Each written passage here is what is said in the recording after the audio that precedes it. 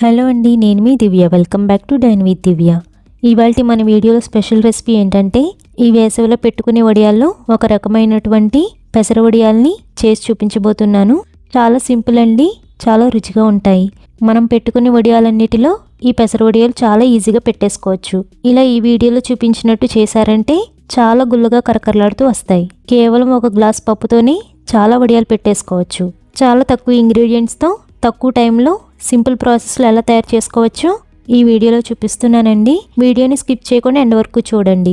వీటిని కమ్మటి కూరల్లో వేసుకుని వండారంటే టేస్ట్ చాలా బాగుంటుంది.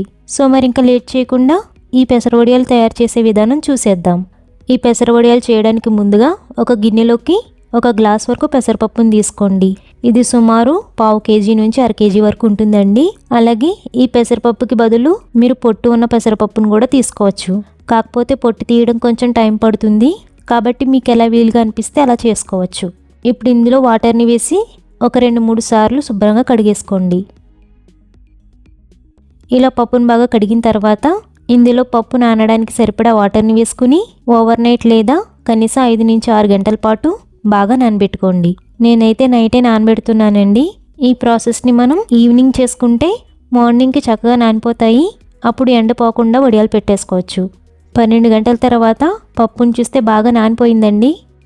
ఇప్పుడు ఈ పప్పును మొత్తం ఒక స్ట్రైనర్లోకి తీసేసుకుని వాటర్ పూర్తిగా పోయే వరకు పక్కన ఉంచండి. వాటర్ మొత్తం పోయిన తర్వాత ఈ పప్పును కొంచెం కొంచెంగా గ్రైండర్లో వేసుకుని అవసరం అనిపిస్తే వాటర్ని 2 నుంచి 3 టేబుల్ స్పూన్ల వరకు యాడ్ చేసుకుంటూ పలుకు లేకుండా బాగా మెత్తగా ప్లఫీగా రుబ్బుకోవాలి. ఇన్ కేస్ మీ దగ్గర గ్రైండర్ లేకపోతే మిక్సర్ జార్లో వేసి కూడా గ్రైండ్ చేసి తీసుకోవచ్చు. చూడండి, పెసరపప్పు అంతా బాగా మెత్తగా ప్లఫీగా గ్రైండ్ అయిపోయింది కదా. ఈ విధంగా పప్పుని గట్టిగా గ్రైండ్ చేసుకుని ఈ పప్పునంతా ఒక గిన్నెలోకి తీసుకుని పెట్టుకోండి. ఇలా ఒక గిన్నెలోకి తీసుకున్న తర్వాత ఇందులో 1 టేబుల్ స్పూన్ వరకు జీలకర్రను వేసుకోండి. నెక్స్ట్ ఇందులోని రుచికి సరిపడా ఉప్పును వేసుకోండి. ఇక్కడ నేను 1/2 టేబుల్ స్పూన్ వరకు యాడ్ చేస్తున్నానండి. అలాగే దీంతో పాటు 1/2 టేబుల్ స్పూన్ వరకు కారాన్ని వేసుకోండి. లేదా ఈ కారానికి బదులు మీరు పచ్చిమిర్చిని గ్రైండ్ చేసుకుని కూడా యాడ్ చేసుకోవచ్చు. కాకపోతే కలర్లో డిఫరెన్స్ అనేది ఉంటుంది. మీకు ఎలా నచ్చితే అలా చేసుకోవచ్చు. నెక్స్ట్ 1/2 టీ స్పూన్ వరకు ఇంగువ పొడిని వేసుకుని అంతా బాగా కలిసేటట్టు మిక్స్ చేసుకోండి. ఈ పెసర వడియాలకి మెయిన్గా ఫ్లేవర్ ఇచ్చేది ఇంగువే అండి, కాబట్టి ఇంగువని కంపల్సరీగా యాడ్ చేసుకోవాల్సిందే. ఇలా పెసరపిండిని అంతా బాగా కలిపిన తర్వాత ఈ పిండిని కొంచెం కొంచెం బ్యాచెస్లా తీసుకుని ఒక పైపింగ్ బ్యాగ్లోకి వేసుకోండి. మీ దగ్గర పైపింగ్ బ్యాగ్ లేకపోతే పాల ప్యాకెట్స్ కవర్స్ ఉంటాయి కదా, ఆ కవర్స్లో అయినా ఈ విధంగా వేసుకుని ఇలా చివరన చిన్న హోల్ ఉండేలా కట్ చేసుకుని ఈ పిండిని చిన్న చిన్న వడియాల్లా ఒక కాటన్ క్లాత్ మీద కానీ ఇలాంటి ప్లాస్టిక్ కవర్ మీద కానీ పెట్టుకోండి.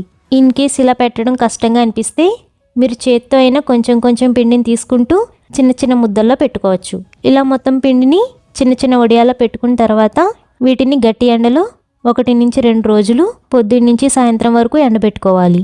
ఇన్ కేస్ ఎండ తక్కువగా ఉన్నప్పుడు 2-3 రోజులైనా ఎండలో పెట్టుకుని తీసుకోవాలి. ఇవి ఎండడానికి ఎక్కువ రోజులు కూడా పట్టవండి. ఎండ బాగా ఎక్కువగా ఉంటే 2 రోజుల్లోనే పూర్తిగా ఎండిపోతాయి.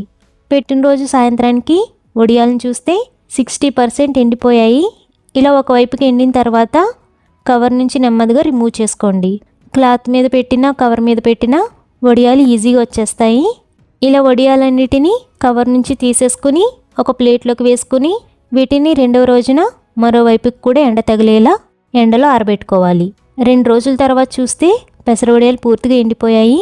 ఇలా ఎండిన పెసర వడియాల్ని ఒక ఎయిర్ టైట్ కంటైనర్లోకి వేసుకుని స్టోర్ చేసుకున్నట్టయితే కనీసం 5-6 నెలలు నిల్వ ఉంటాయి. కానీ అప్పుడప్పుడు ఒకసారి ఎండలో పెట్టుకుంటే పురుగు పట్టకుండా ఉంటాయి. ఇలా ఒక గ్లాస్ పెసరపప్పుతో చాలా వడియాలు తయారైపోయాయి. ఈ సింపుల్ ప్రాసెస్లో కనుక చేస్తే ఎన్ని కేజీల పప్పు అయినా ఈజీగా పెట్టేసుకోవచ్చు. మళ్ళీ బయట కొనాల్సిన అవసరమే ఉండదు.